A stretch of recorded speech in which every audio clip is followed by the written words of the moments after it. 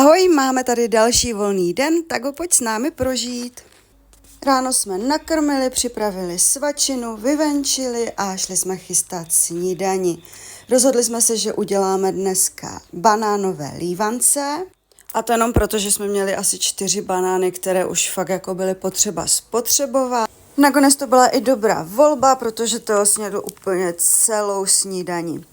Potom chtěl modelovat, takže jsme ještě chviličku modelovali.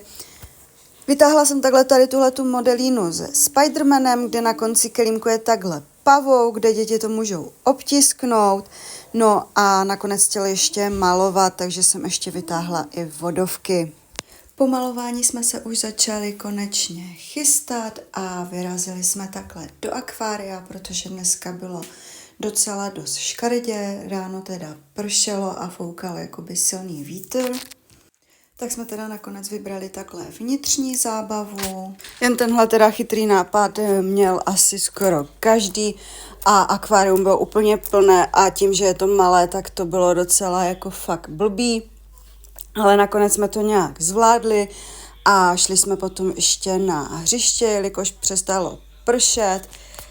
Doma jsme si dali rychlý oběd, vyvenčili pejsky a šli jsme se projít takhle na pláž, kde se počasí konečně zase obrátilo a bylo krásně teplo, tak jsme toho využili.